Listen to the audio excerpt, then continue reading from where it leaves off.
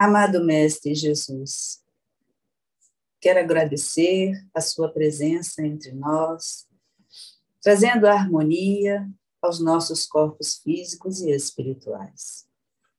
Queremos te pedir, Jesus, que nos fortaleça sempre no nosso caminhar, que possamos aprender com o que a vida traz de aprendizados e, assim, fortificando a nossa fé, seguirmos os seus ensinamentos, auxiliando-nos e auxiliando aqueles que necessitam. Permita, Jesus, que em cada lar desses que aqui estão presentes, dos ausentes, possa reinar a harmonia e que todos possam se sentir sempre amparados na sua misericórdia. Esteja conosco, Jesus, que assim seja. Bom, gente, hoje nós vamos estar conversando um pouquinho sobre a ação dos espíritos sobre a matéria. Bom, hoje todos nós temos muitas informações do plano espiritual e olhamos essas informações com naturalidade, porque hoje já temos um pouquinho mais de entendimento para estarmos tendo essa recepção dessas informações. Algumas delas a gente consegue compreender, outras nem tanto, porque ainda, dentro do nosso patamar evolutivo, ainda precisamos aprender muitas coisas, né? Mas eu creio que todo mundo que está aqui hoje acredita na vida após a morte. Que quando o espírito deixa o seu corpo físico, ele continua a sua jornada no plano espiritual com o seu próprio corpo físico, que é o perispírito. Acreditando nisso, hoje, para nós, parece muito normal essa interferência do plano espiritual com nós aqui encarnados. Só que antes, vamos dizer assim, antes da codificação de Kardec, tudo era um pouquinho mais complicado. Mas a humanidade ela já precisava ser um pouco despertada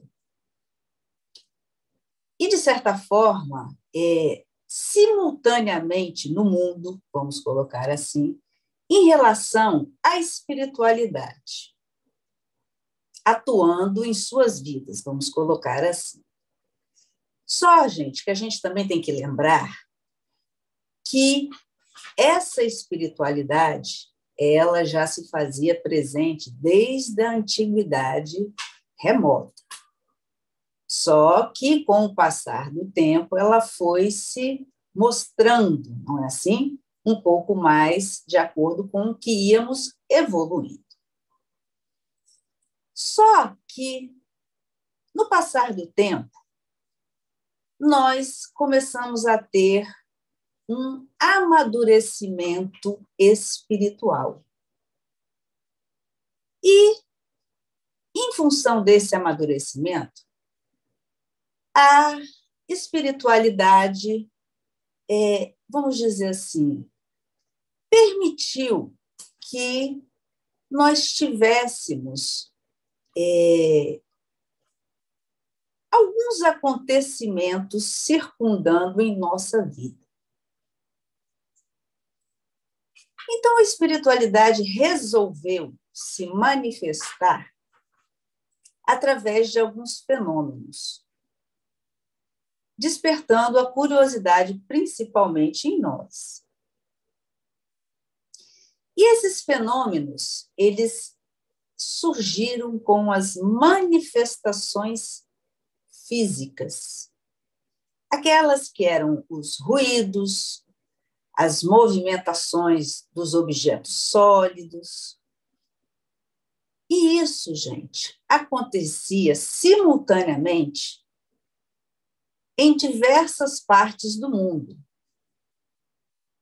E isso passou a despertar, na verdade, uma curiosidade maior em torno dessas pessoas. E qual era a intenção, exatamente, de ser uma coisa simultânea? Era exatamente para que, em diversos pontos ali, a espiritualidade agindo, para que houvesse, de certa forma, uma comprovação daquilo que estava ocorrendo simultaneamente nesses locais, de uma forma muito semelhante. Então, era importante isso, porque assim se consolidaria com mais responsabilidade essas manifestações. Mas o marco dessas manifestações, desses fenômenos, né? Vamos colocar assim, desses fenômenos, ficou conhecido como o das mesas girantes, ou das danças das mesas. E isso, gente, aconteceu na Europa. Eu não sei se todos sabem, né? Porque eu não consigo ver aqui todo mundo, mas se existe alguma pessoa que não conheça, era exatamente essa manifestação que a espiritualidade colocou como marco, exatamente porque essas mesas, elas andavam para um lado do outro, elas quicavam nos pés, subiam. Então, essas mesas girantes, elas, na parte da Europa, ela ficou como exatamente um marco desses fenômenos. Então, a princípio, esses fenômenos ficaram muito no campo da curiosidade, da brincadeira, e parecia somente assim algo físico que estava acontecendo. Mas existiam algumas pessoas mais sérias que, observando aquilo com olhos de quem quer ver, começaram a se aprofundar um pouco mais nesses fenômenos. E começaram a estudá-lo. Reuniam-se aqueles grupos, né, de pessoas mais sérias e resolveram, através de um consenso, de começar essa investigação, vamos dizer assim, perguntando, fazendo perguntas a essas mesas, né, entre aspas, e dentro dessas perguntas, eles queriam ouvir uma resposta dessa mesa. Então, a princípio, eles falavam com a mesa que eles iriam perguntar e ela iria responder que sim ou que não. E combinavam uma batida sim, duas não, ou não sei como é que era, enfim, deve ter sido dessa forma, né? Mas eles faziam as perguntas e essa mesa ela dava as pancadas, respondendo sim e respondendo não dentro das indagações dessas pessoas. Só que esse processo ele começou a ser olhado por esses pesquisadores, vamos dizer assim, com um olho mais aguçado. Por quê? Se existia uma pergunta e existia uma resposta, eles começaram a colocar uma interrogação achando que não era somente uma coisa física, que ali, com as respostas, existia um algo mais, existia uma inteligência por trás dessas pancadas, porque as perguntas eram respondidas. Então, deixou-se de ser apenas pancadas levianas, vamos colocar assim, mas sim respostas concretas. Então, eles começaram a ver que existia algo a mais, além dessas pancadas com essas respostas. Só um momentinho.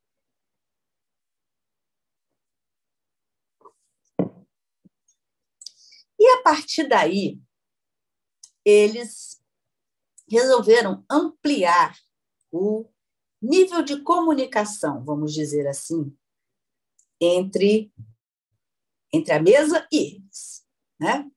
Eles começaram a colocar letras do alfabeto para que fossem começando a formar as palavras e as frases naquilo que eles perguntavam.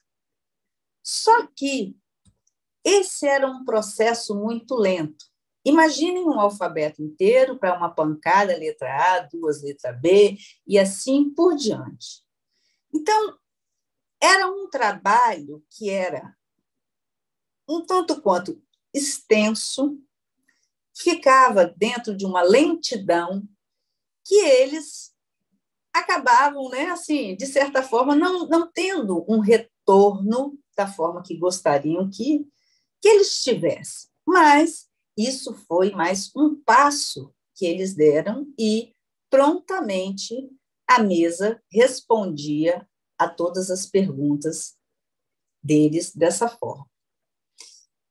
E aí, gente, a própria espiritualidade, que era claro que estava presente ali, a própria mesa, entre aspas, é assim, sugeriu que eles colocassem...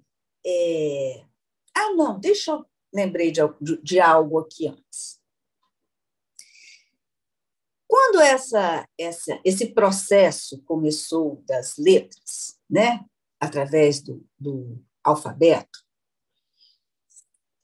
isso, antes desses acontecimentos, houve um fato que muitas pessoas devem lembrar, que eram das irmãs Fox, que moravam nos Estados Unidos, e elas, por volta mais ou menos de 1848, elas começaram também, a família Fox, não foi nem só as irmãs, a família Fox, eles começaram também este processo de pancadas, isso nos Estados Unidos.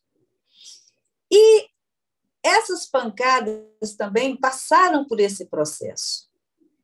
Uma pessoa que participava da reunião deu a ideia de colocar-se as letras e o espírito, esse espírito que se comunicava com esta família, ele era um espírito já falecido, que foi enterrado na própria casa onde eles moravam, e ele começou a fazer esse intercâmbio, né, dando essas pancadas e respondendo, na verdade, os questionamentos que a família perguntava. E, da mesma forma, também, pesquisadores, homens sérios, começaram a estudar esses fenômenos. E, inclusive, um juiz que era muito cético, mas era uma pessoa conceituada, ele se converteu em função de tudo aquilo que ele estava vendo, aquela realidade ali trazida do plano espiritual, e ele ficou ali, deixou de lado o seu ceticismo, e isso surgiu de uma forma muito positiva, porque ele era muito respeitado. E essa notícia seguiu, né? Foi propagada na Europa, se juntando ali com exatamente o fato das mesas girantes, e aí as coisas foram se consolidando.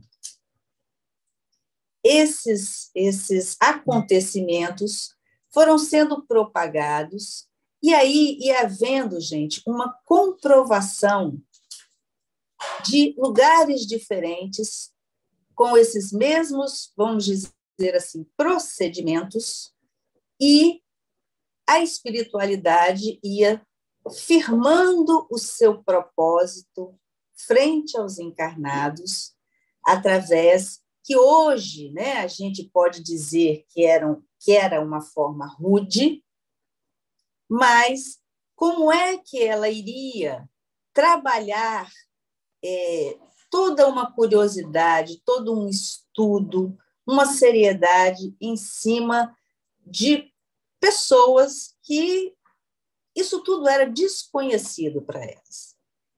Então, isso surgiu dessa forma rude, em vários locais, e dentro da comprovação que cada um depois pôde ir fazendo, foi se verificando-se essa veracidade das coisas que aconteciam. Tá certo? Meu apoio quer dizer algo? Tá tranquilo? Não, tudo tranquilo. Tá bom, então. Bem, gente, por conta dessa lentidão, né, que esse processo era movido, foi solicitado para que as pessoas que participavam dessas reuniões, elas pegassem um lápis e amarrassem esse lápis no início nas mesas, depois em cestos, em pranchetas. Então, apenas foram mudando, na verdade, os objetos que esses lápis iam sendo amarrados. E depois que o homem começou, né, aqueles homens começaram a fazer isso, amarrar esse lápis, e esse lápis começar a ser utilizado de uma forma onde parecia que era uma mão que estava escrevendo, porque era o lápis que escrevia por si só, essas mensagens, elas foram sendo mais rápidas, elas foram sendo trazidas de uma forma muito mais firmes, de uma forma onde ali as pessoas perguntavam, os seus questionamentos eram trazidos, respondidos de uma forma muito mais rápida. E não só os questionamentos, gente, eram trazidos também informações do plano espiritual, informações onde muitas coisas desconhecidas para aquelas pessoas, elas foram sendo possibilitadas através desse trabalho com o lápis. Só que essas manifestações inteligentes, que eles assim chamaram, nada mais eram do que espíritos manipulando uma energia somada à energia dos médiuns que ali estavam. Então, essa união de energias, elas exatamente promoviam todo esse acontecimento. Aquelas pessoas que ali estavam, elas, na verdade, nada mais eram do que médiuns. Médiuns que depois foram descobrindo os seus potenciais mediúnicos, mas ali, dentro daquele início, foi-se necessário exatamente ser dessa forma para que as pessoas compreendessem depois a sua própria mediunidade o que elas poderiam estar fazendo com elas, essas informações trazidas do plano espiritual. Então, tudo isso, quando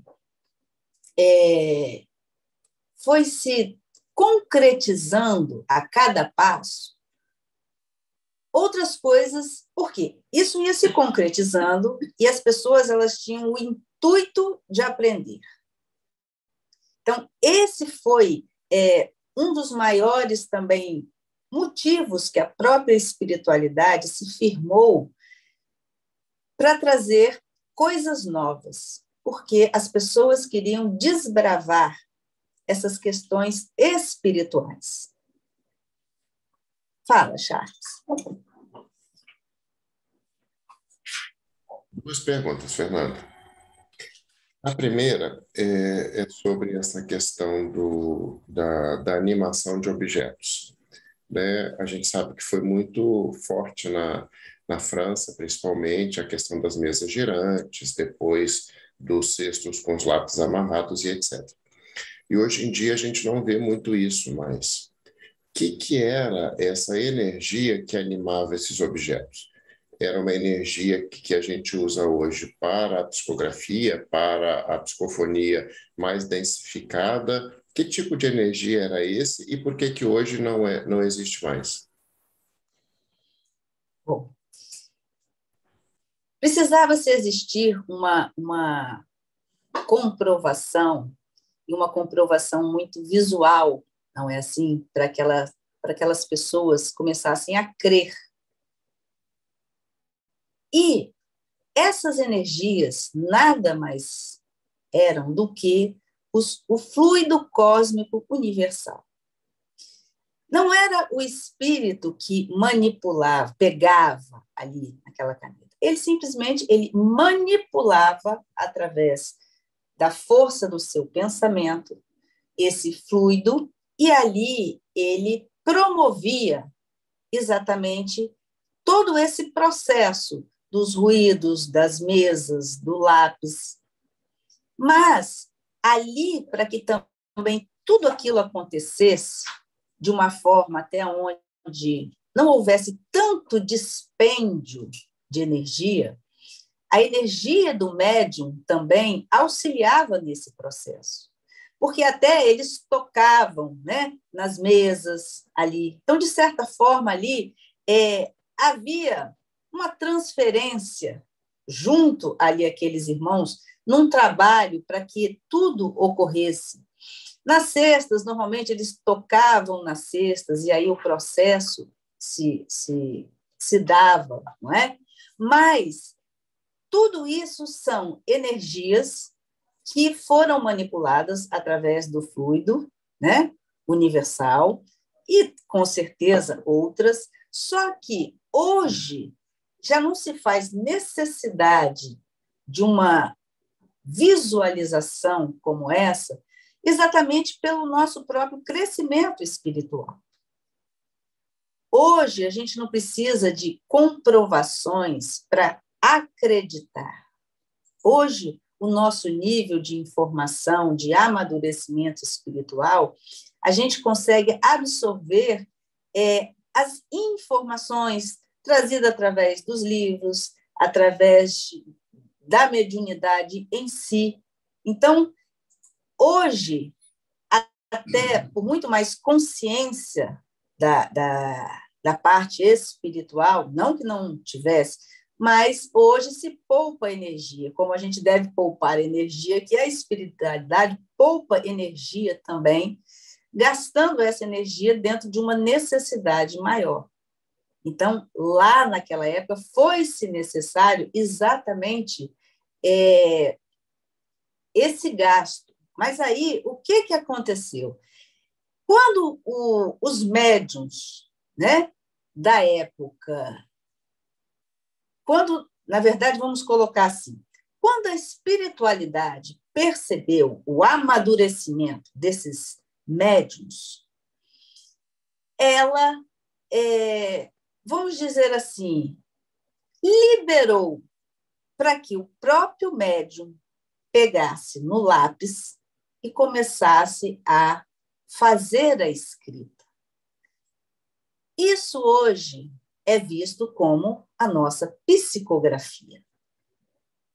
Então, naquele momento em que aqueles médiuns começaram a pegar o lápis e a escrever, e aí a gente tem que lembrar que naquela época era uma psicografia diferente da que temos hoje. Naquela época, eles pegavam lápis e escreviam de uma forma muito rápida e simplesmente era o espírito que pensava e ia. O médium ele não tinha uma participação ali no pensamento daquela mensagem. Por quê? Ali eram trazidas exatamente mensagens que eram para trazer informações com uma veracidade maior do plano espiritual, sem a interferência do médium. Então, essa psicografia daquela época era diferente dessa nossa, em função disso, da necessidade de ser trazido essas informações de uma forma mais precisa. Tá bem? Ok, mais duas perguntas, posso fazer? Pode. A primeira você já tangenciou, mas eu gostaria de fazer, se tiver algum detalhe, você explicitar. Por que, em vez dos espíritos usarem diretamente um lápis, eles tinham que usar um apêndice para o lápis?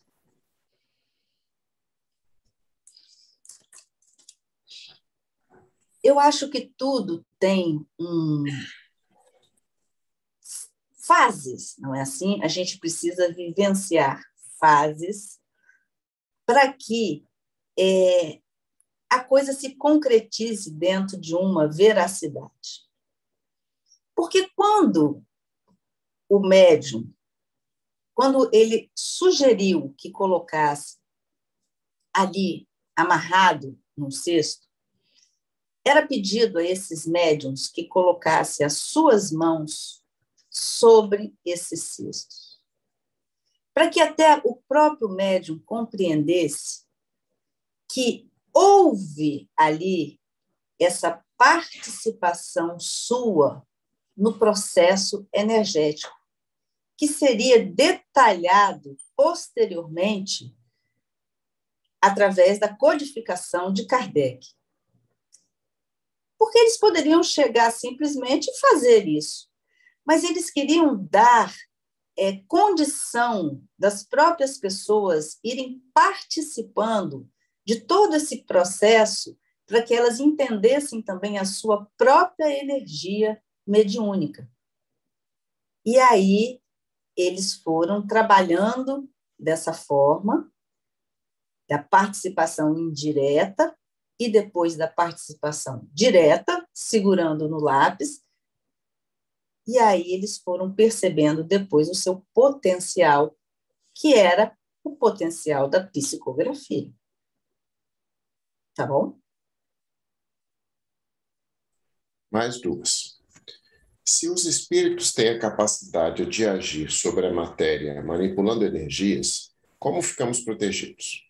Uma vez que se é possível por estes espíritos afetar nossos alimentos, água e até mesmo atuar na matéria e provocar um acidente em nós, uma vez que estes têm a capacidade de movimentar mesa, dentre outros objetos. Faz só o iniciozinho da pergunta. Se os espíritos têm a capacidade de agir sobre a matéria manipulando energias, como ficamos protegidos?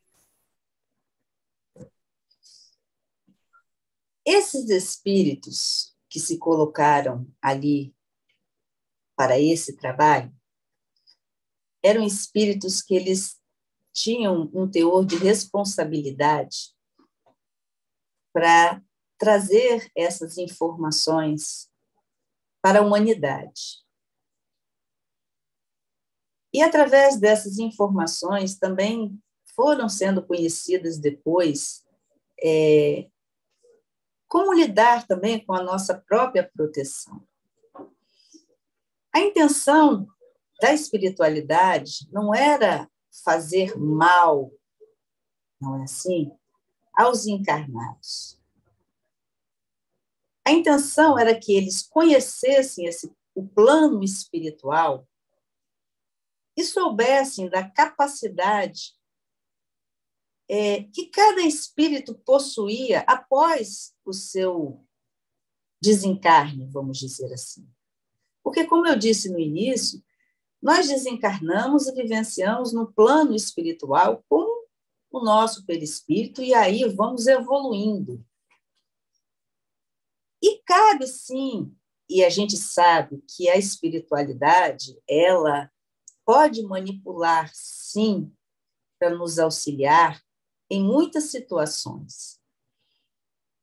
Mas nós também não estamos à mercê, não é assim, de maldades, sem uma justa causa, vamos assim dizer. Nós temos o nosso grupo de proteção, nós temos algumas coisas que vamos estar resgatando no nosso caminhar, mas aqueles que são responsáveis não estavam ali para fazer mal a ninguém, apenas para cumprir o papel de trazer as informações.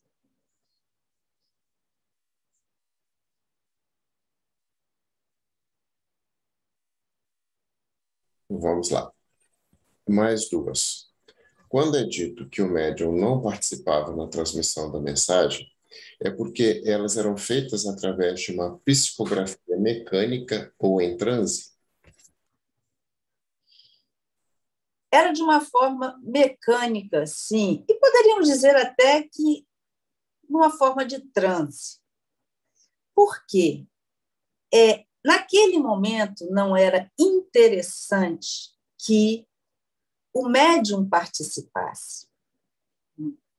Era importante as mensagens que eram trazidas conterem o máximo de veracidade possível. Então, na verdade, estavam assim,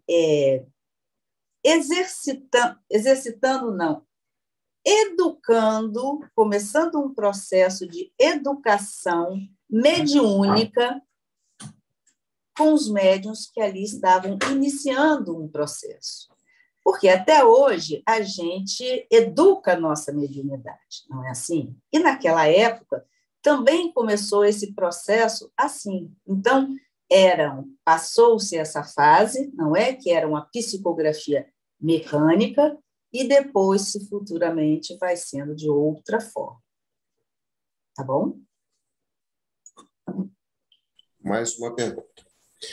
Existe alguma possibilidade de espíritos não esclarecidos também atuarem de forma tão intensa sobre a matéria, assim como vemos em histórias de lugares mal assombrados? Sim, claro, existem espíritos, como diz o outro, de todos os naipes, não é assim? Aqueles espíritos que têm o conhecimento, mas não têm a moralidade. Então, esses também atuam de forma a perturbar, vamos assim dizer, o outro. Porque, veja bem, conhecimento é algo que se adquire no decorrer das nossas reencarnações, não é?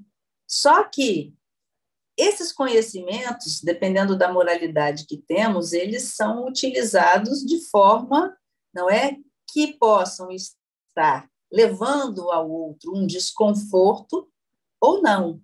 Mas isso sim pode acontecer. Não só aqueles espíritos mais iluminados, vamos dizer, atuam, mas também aqueles que têm, né, uma moral baixa, também da mesma forma.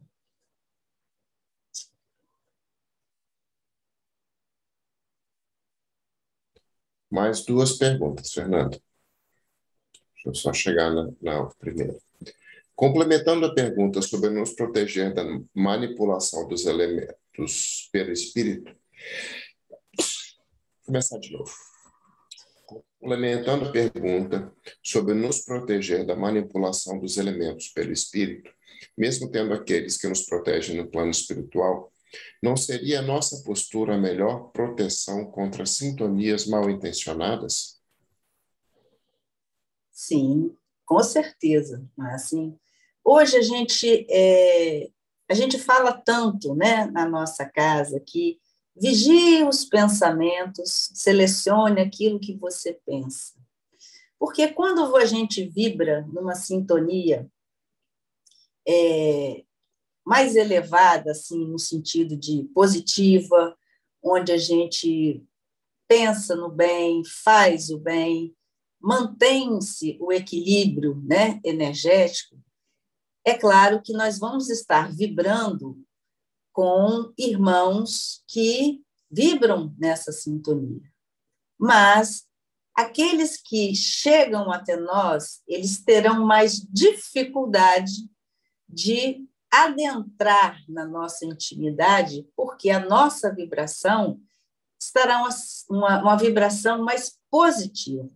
Então, quando a gente age dessa forma, a gente cria para a gente uma proteção, sim, auxiliada pelo nosso grupo de proteção, com certeza.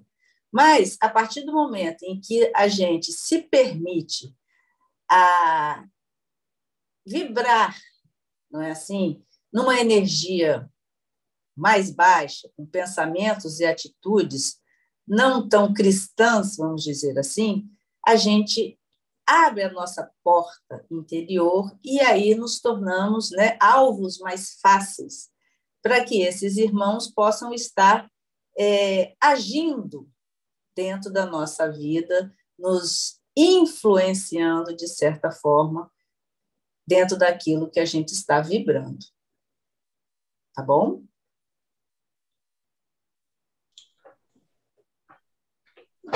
Acho que a Jussara quer falar. Quer falar, Ju? Uhum. Eu queria saber, levando em conta esse caminho que já tivemos até hoje, né, dessa evolução moral e espiritual, eu queria saber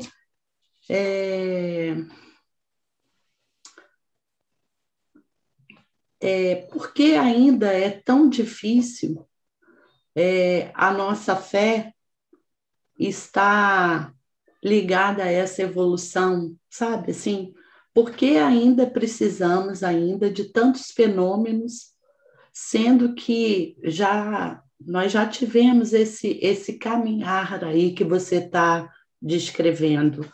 Você pode falar sobre isso? Por que ainda é tão difícil esse fortalecimento dessa fé diante dessa evolução toda que já passamos? Para dizer a verdade, a gente já não evoluiu tanto, né? Evoluímos já um pouquinho, né? Mas eu acho que tudo isso serve para a gente entender que a fé é uma construção diária, ela é individual, não é assim? E eu acho que à medida que a gente for evoluindo cada vez mais, e a partir do momento em que a gente começa a acreditar um pouco mais em nós, um pouco mais, e vivenciar um pouco mais os ensinamentos de Jesus, a gente vai fortalecendo essa nossa fé. Hoje ainda somos muito aquele São Tomé, né? A gente ainda gosta muito de ter a certeza ainda do ver. Aquelas pessoas, muitas pessoas ainda, elas precisam de estar, né, ligadas vamos supor, a espiritualidade dentro de uma casa, onde elas, às vezes, se colocam aquela casa, às vezes até como uma muleta na sua vida, e entendendo que qualquer casa de oração, ela não pode ser vista como uma muleta na nossa vida. Ela é ali um lugar onde a gente recebe energias, recebe palavras de conforto, para se sentir mais fortalecido para crescer e aprender com o que a gente ouve ali. Então, a gente ainda vai ter que fortalecer muito a nossa fé. Muito. Não vai ser nessa vida, talvez, que a gente esteja com a fé muito fortalecida. Nós duvidamos muito ainda. Nós ainda vivemos muito bem dentro de uma zona de conforto, que quando a gente perde essa zona de conforto, parece que a gente, né, vai perder a fé por aquilo que a gente perdeu. Mas hoje, com certeza, aqueles fenômenos lá de trás, hoje, não se fazem necessários na nossa vida. Hoje, a gente tem que vivenciar outros tipos de fenômenos, que é exatamente desse de olhar o outro, sabe? Ver a dor do outro, ter compaixão, de ser cristão, de ser caridoso. Então, são acontecimentos diferentes que vão surgindo na nossa vida e que a gente vai se fortalecendo como cristãos. E aí a gente vai amadurecendo espiritualmente. Eu queria fazer outra pergunta. A necessidade do efeito físico, né? Como houve lá atrás e como se apresentam hoje, né, para a gente, a necessidade desse efeito físico, existe uma responsabilidade com as pessoas do ambiente que está sendo onde esse efeito está sendo feito. Existe como a pessoa ter essa consciência independente de ter evolução moral ou espiritual? Jussara, poucos são, vamos dizer assim, pouco é utilizado, talvez raramente hoje, essa questão dos efeitos físicos, exatamente pelo próprio dispêndio energético. Caso aconteça, aqueles que estarão presentes não estão ali por acaso, não é assim? Estarão ali por algum motivo. Mas hoje, diante desse amadurecimento nosso espiritual, a gente não precisa estar vivenciando mais uma manifestação desse tipo, uma materialização. A gente não precisa mais. Mas, se fizer necessário, acontecerá sim. A gente não pode ser taxativo que não vai acontecer. Mas hoje não se faz necessário mais isso, porque hoje a gente já tem tantas informações do plano espiritual, pela própria codificação, por próprios tantos outros livros que nos trazem as informações. Então, hoje são outros tipos de informações que chegam até a gente. Não precisa se haver mais essa ação dos espíritos, essa movimentação toda. Entendeu? Tudo bem? Charles? Temos mais duas. Seria possível afirmar que fenômenos físicos continuam acontecendo ainda hoje, no entanto, já direcionados aos médiuns? Por exemplo, de repente, a tela de um computador começa a ficar cheia de riscos, alterações, no momento em que o médium esteja escrevendo. Então, o médium intuitivo precisa parar até que uma mensagem lhe seja passada. Logo que a mensagem é recebida, o computador volta ao normal. Médium indisciplinado.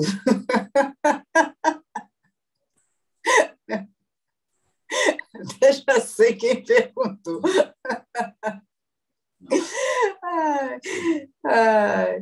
Isso pode acontecer, sim, gente. Essas coisas assim podem acontecer, às vezes, muito como um chamamento, até para que o médium preste atenção, às vezes se volte para si, né? Se conecte com a espiritualidade para poder estar recebendo, às vezes, uma mensagem que é necessária.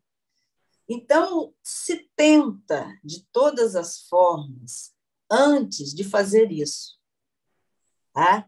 Isso aí é algo assim, é o último caso, então a gente vai lá e dá uma chacoalhada, faz alguma coisa para que exatamente há essa curiosidade, esse despertar do médium, e aí ele pare e absorva o que precisa ser absorvido, tá bom? Mas isso, gente, é assim, a última coisa que se lança, porque se tenta de todas as formas, dentro de uma intuição, dentro de uma conversa no plano espiritual, se tenta de tudo, é um amigo que chega, que não se ouve, e aí, quando não dá, aí eles utilizam isso, tá bom?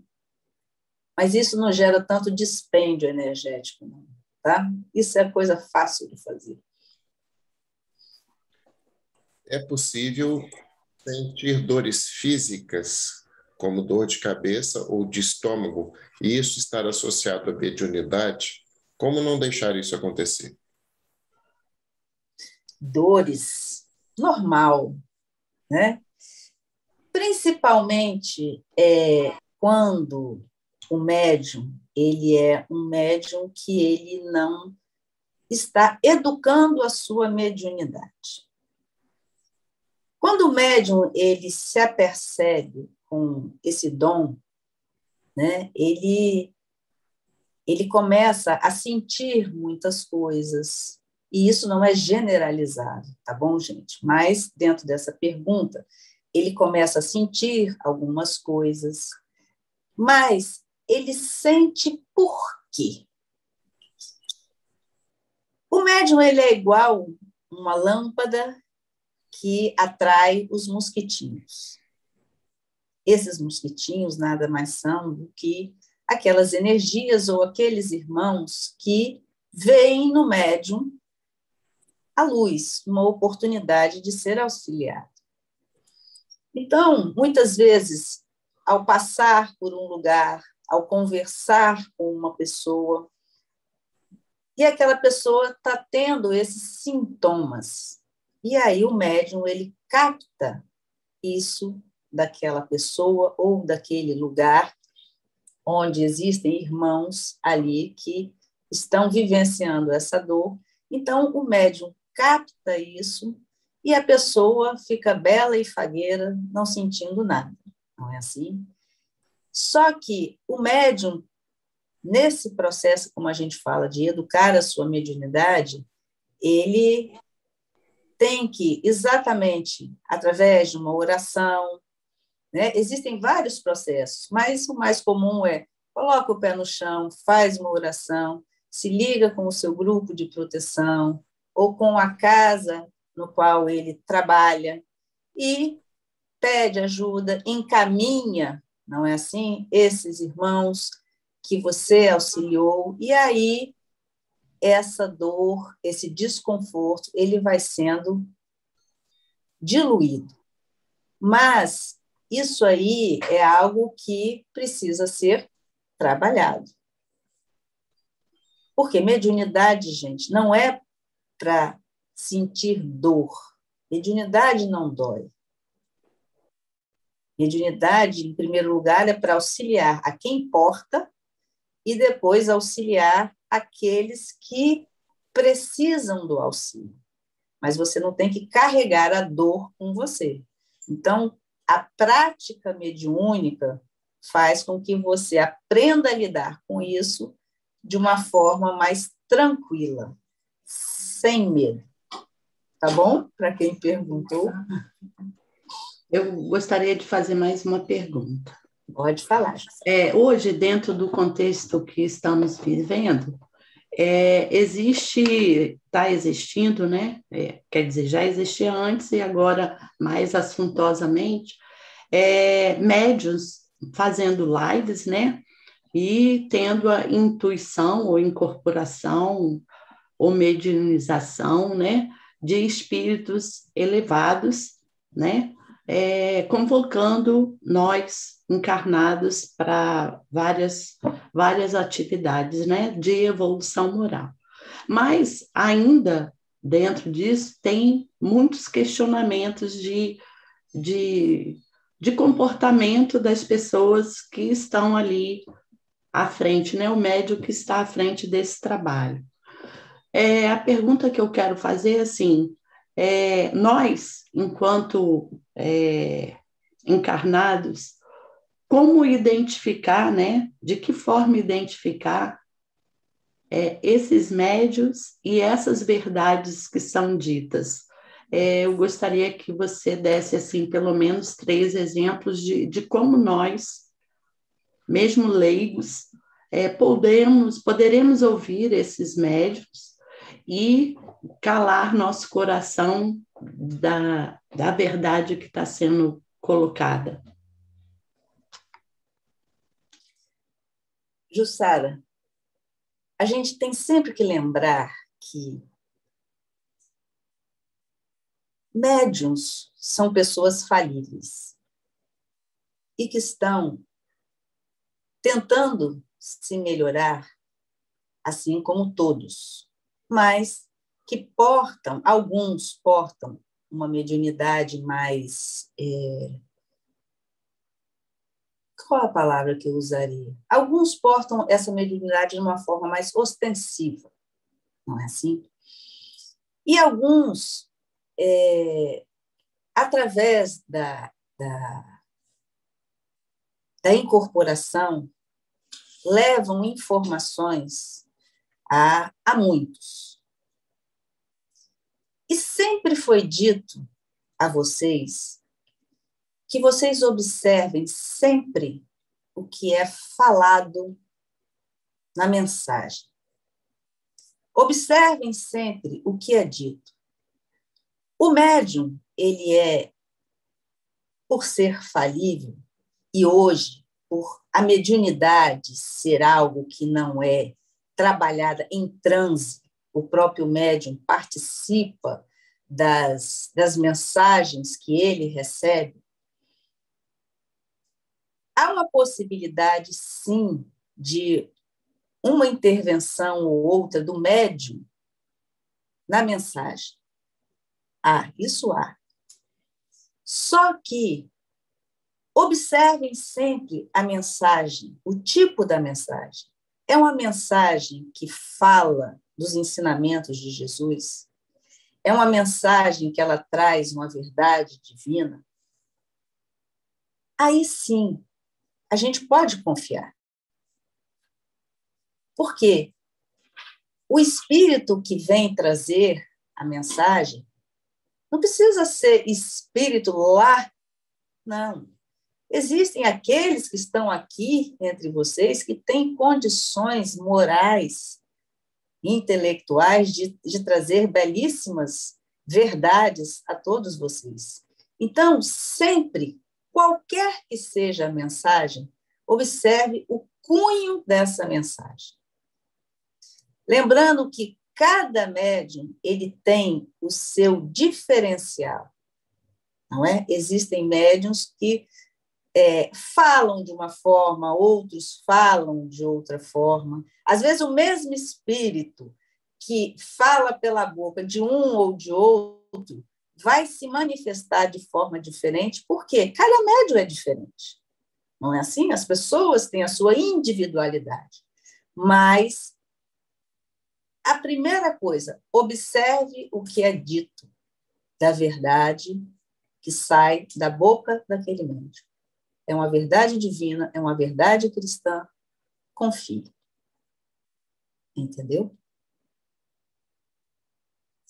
Só para reforçar isso que você falou, Fernanda, eu queria que você repetisse essa última frase, né? Que se não é, me pareceu que não é só falar no nome de Deus, mas sim verificar se essa mensagem passada está de acordo com as pregações do Cristo, por exemplo. Sim. É nesse sentido que você está falando? Sim, porque hoje nós nos intitulamos cristãos, não é assim? Então, hoje nós temos Jesus como o nosso mestre. Então, ele trouxe as suas verdades, ele deu o seu exemplo quando ele esteve aqui, não é assim? Então, nós temos um tratado que ele trouxe de como devemos agir. Então, essas mensagens, elas têm que ser pautadas exatamente no amor, na caridade, no bem-querer, né? Nas verdades divinas, naquilo que foi trazido. E hoje, por mais que a gente ainda não pratique muitas coisas, mas a gente sabe dessas verdades. Se a gente não consegue ainda praticar, mas um dia vamos conseguir, mas a gente já tem o conhecimento dessas verdades, como elas devem ser praticadas. Entendeu? Obrigado, Fernanda. Mais duas perguntas. Uma é da Cláudia, ou Claudine.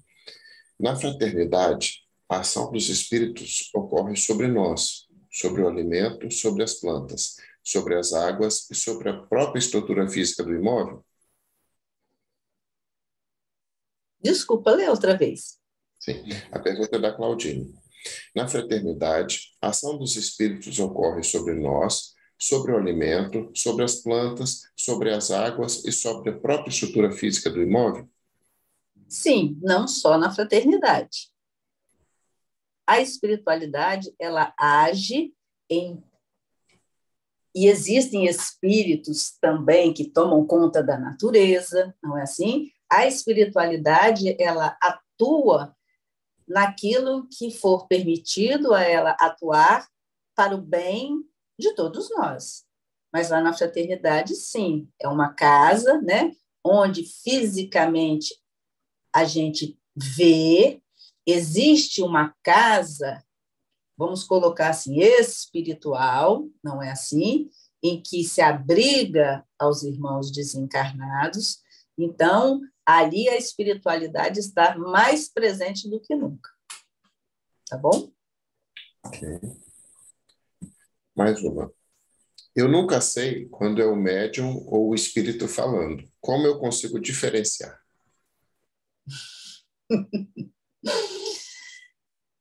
Observa sempre a mensagem. Acho melhor, não é assim? Porque, gente, a gente tem afinidades com médiuns e a gente tem afinidades com espíritos também, não é assim? Então, a gente precisa observar sempre, em qualquer trabalho mediúnico, a mensagem. E a gente precisa entender que o médium ele é falível. E, com certeza, em cada trabalho que ele está atuando, ele está dando o seu melhor. Mas, às vezes, mesmo dando o seu melhor, recebe críticas, não é assim? Mas, ali, cada um, dentro de uma casa de oração, está fazendo o seu melhor. Então, apenas isso. Observe ali a verdade, faça o seu trabalho, que no final tudo dá certo. Sem mais perguntas, Fernanda. Então, vamos lá. Bom, gente, quando houve essa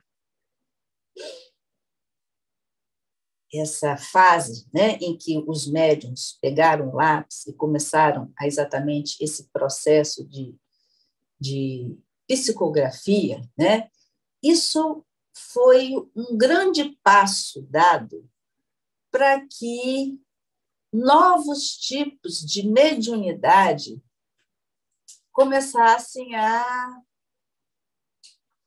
ser mais presentes naquela época. Então, depois da psicografia, começou as mediunidades através da fala, através da audição, através da visão, e por aí vai.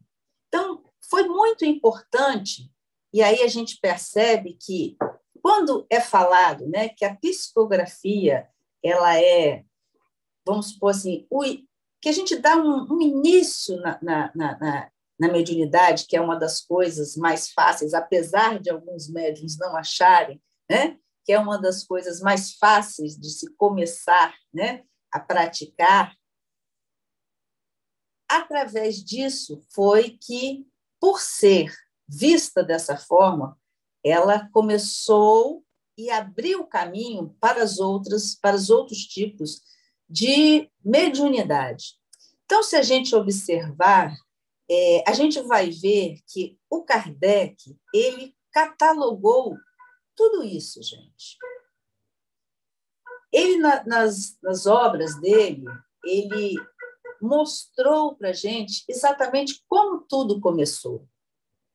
Todo esse processo, não é assim? Que ele começou a observar essas mesas girantes, e aí ele começou a se aprofundar, né? E começou, né, a fazer, a descrever em suas obras. Então, através disso tudo, mesmo ele tendo escrito, e às vezes muitas pessoas acharem, isso é uma coisa arcaica, não. As obras do Kardec são muito importantes para que a gente conheça como tudo começou, como foi a base de tudo, e tudo teve um porquê. Então, depois das obras do Kardec, a gente tem, né, com o passar dos tempos, outras formas, outras fontes de informações, né? Os espíritos trazendo, através mesmo dos livros, através da psicofonia, informações que foram ampliando todo esse conhecimento que a gente tem hoje. Então, tudo é dado a gente de acordo com o nosso crescimento espiritual. Já te vi. Tudo vai sendo proporcionada. Cada informação, gente, que chega até nós é porque nós temos uma certa condição de absorver ou daqui a pouquinho estarmos absorvendo. Mas tudo que nos é dado é para ser raciocinado, para que a gente possa estar buscando uma compreensão, para estarmos agindo frente a essas informações que chegam até a gente. Fala, Charles. Mais duas perguntas, Fernanda. A primeira, o que tem a humanidade que aprender quando um médium que, com a ajuda da espiritualidade, manipula energia, fazendo curas espetaculares, e, no entanto, este médium tem uma má conduta moral, levando até mesmo a macular toda a seriedade que a doutrina espírita vem construindo?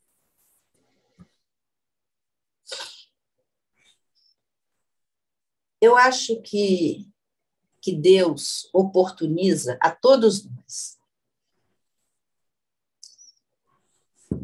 É a mesma coisa quando a gente fala, às vezes, né, de pastores que pregam, mas não agem, né, de acordo com as suas pregações.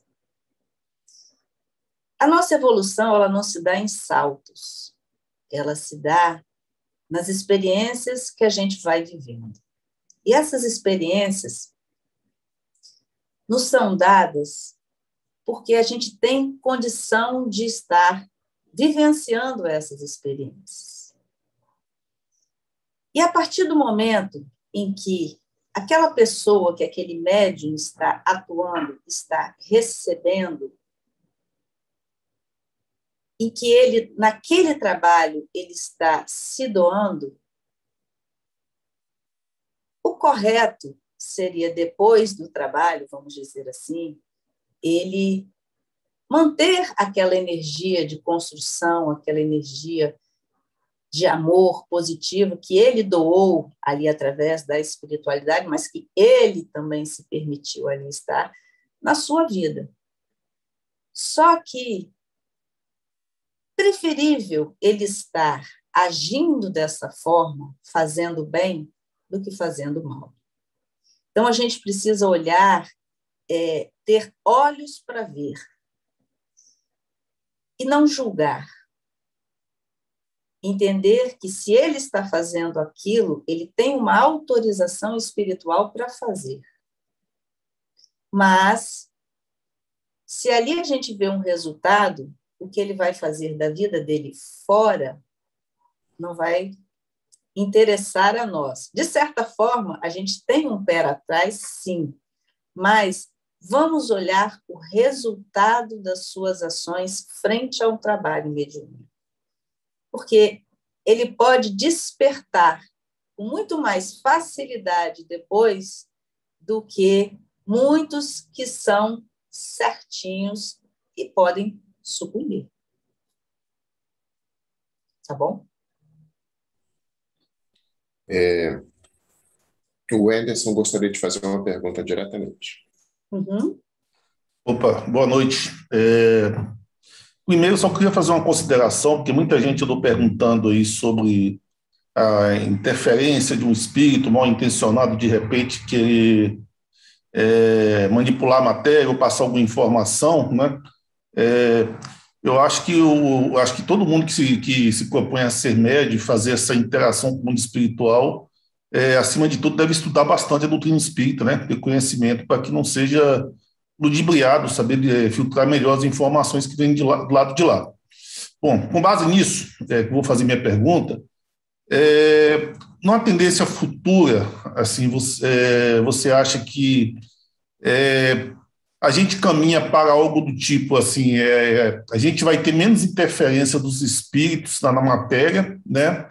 E a gente mesmo vai aprender a manipular o fluido, né? Que a gente chama lá o fluido vital, para estar promovendo as curas, nosso equilíbrio, ou até mesmo agindo sobre a matéria, espiritualmente sobre a matéria.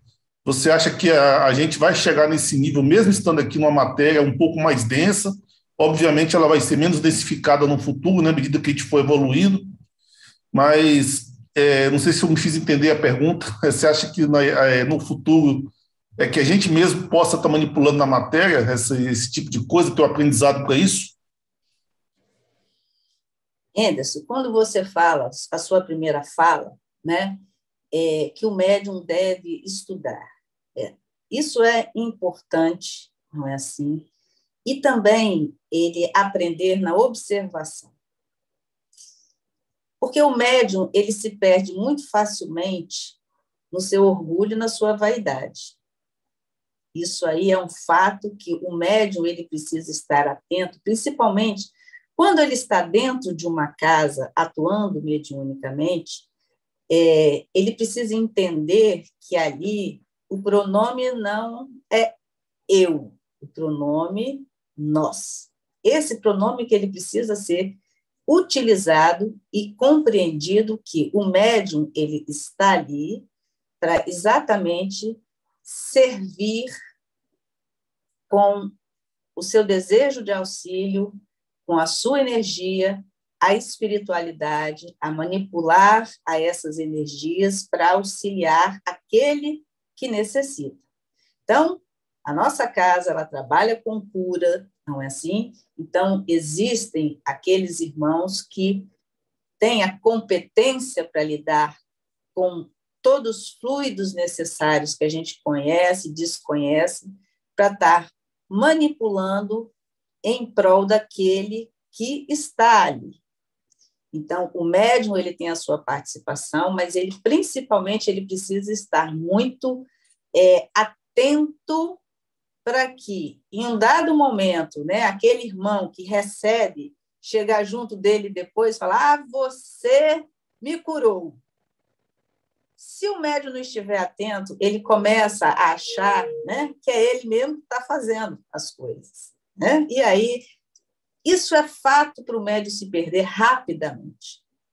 Né? Então, a gente precisa observar, sim, aprender através da observação, da prática mediúnica, na prática do nosso dia a dia. E quando você fala de nós, né, eu acho assim, uma pretensão muito grande, não é assim, da nossa parte, agora, né, no nosso tamanhico que estarmos, né, fazendo tudo isso. Mas a gente já começa a fazer, sim. Eu não vou dizer que faremos isso agora. Mas, se a gente perceber a força que o nosso pensamento tem e começar a exatamente educar esse pensamento, a gente pode promover cura em nós ou menos dores em nós, no outro também, irradiando vibrações, né, positivas, de sentimentos de cura ao outro. Então, se a gente parar para pensar, a gente já começa a exercitar isso agora. E isso é um exercício, isso é você estar se educando no seu pensamento, nas suas atitudes, porque essa é a nossa proposta de crescimento, né? É nos educarmos em pensamentos e atitudes para evoluirmos. Então, se a gente começar a treinar, vamos dizer assim, isso hoje, com certeza nós poderemos estar fazendo futuramente isso sim. Eu não vou dizer que não, mas o fato, assim, que, por exemplo, sempre nos é trazido, que a mediunidade ela vai se tornando futuramente algo mais intuitivo, né? O médium ele não vai ter a necessidade de incorporações, vai ser aquela coisa mais intuitiva. A gente vai ter um trânsito, né, com o plano espiritual, um trânsito mais limpo, menos poluído, vamos dizer assim, não é? A gente vai ter uma convivência mais harmoniosa com o plano espiritual. Então, eu não vou dizer que a gente não possa fazer isso, mas eu acho que ainda a gente tem uma estrada ainda para seguir, mas que a gente pode já começar a trabalhar isso em nós a partir dessa vida, por que não? Deu para responder? Charles? Fernanda, não temos mais perguntas. Uhum.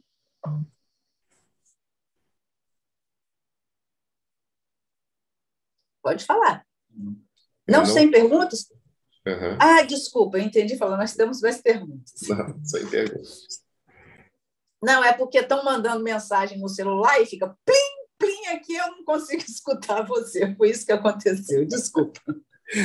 Eu vou aproveitar que não tem mais perguntas e fazer uma pergunta minha. A gente tá conversando e as pessoas têm perguntado que se essas manifestações não existem mais hoje, como é que é isso, e etc. Mas eu, particularmente, sinto essas manifestações quase todo dia. Né? Naquele momento em que você vai entrar numa rua e fecha o sinal e daqui a pouco atravessa um carro em uma velocidade superior do que deveria, que poderia ter causado um acidente. No momento em que esqueço alguma coisa em casa e volto para pegar, sabe? Nesses momentos do dia a dia, me parece sempre que tem uma espiritualidade maior agindo para a nossa proteção.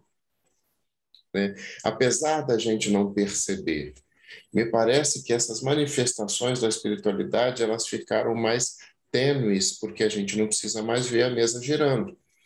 Mas no dia a dia, essas coisas vão influenciando e intervindo na nossa vida, no mais das vezes para nos proteger de alguma coisa, ou nos recolocar num caminho, ou alguma coisa nesse sentido. Então, a mim me parece que a espiritualidade está o tempo inteiro agindo, inclusive na matéria. Mas eu não sei se isso é fantasia minha ou se acontece realmente. Aí eu gostaria que você falasse um pouquinho sobre isso.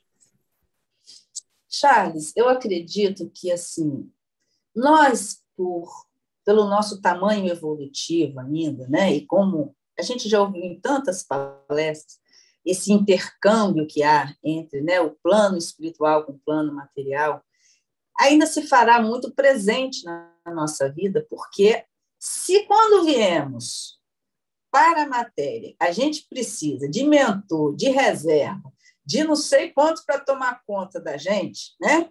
Sinal de que a gente ainda precisa estar protegido, né?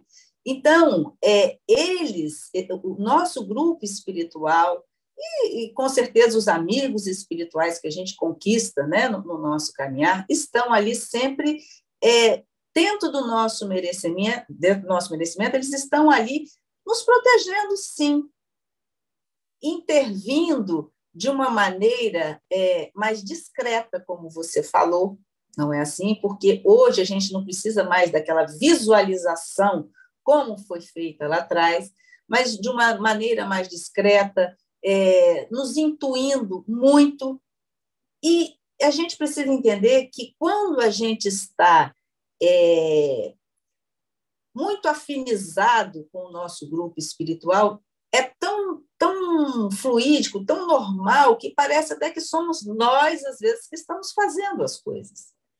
Mas eles estão ali, sim, a espiritualidade está ali sempre junto com a gente, protegendo, fazendo com que as coisas transcorram dentro daquilo que a gente necessite vivenciar. Tá bom? Obrigado. Fiquei mais tranquilo. Bom, gente, então, hoje, de uma forma consciente ou inconsciente,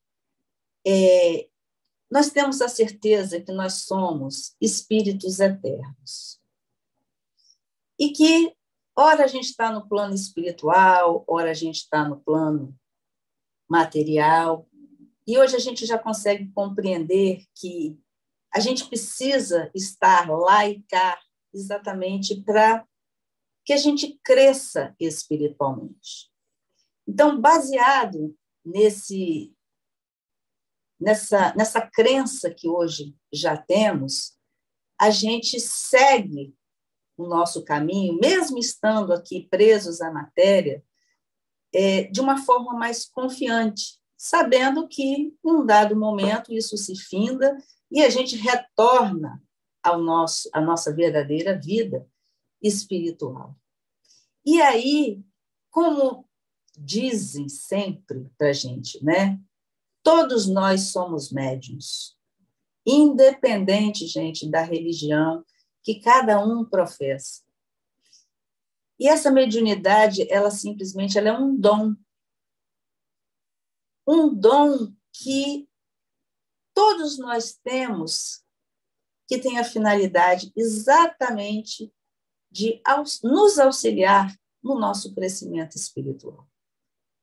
Alguns com uma mediunidade ativa, outros mais passivos, cada um ostentando de uma forma a sua mediunidade, né? Externando a sua mediunidade de uma forma, mas esse dom ele precisa ser compreendido por nós para que a gente possa lidar com sabedoria. Então, lá atrás, quando houve tudo isso, simplesmente era para dizer também isso, que éramos médiuns, que tínhamos o nosso potencial, que através daquelas manifestações, a gente já participava, e hoje a gente tem essa consciência que a gente participa, muitas vezes consciente ou inconsciente, de muitas coisas que a espiritualidade solicita de todos nós. É quando dormimos que vamos para o plano espiritual, as nossas energias são aproveitadas no auxílio a irmãos que necessitam, é aqui na matéria que, quando é necessário, se retira energias nossas para algum tipo de trabalho. Então, gente, que a gente possa entender que tudo teve um propósito. E esse propósito se reflete até hoje em nossas vidas.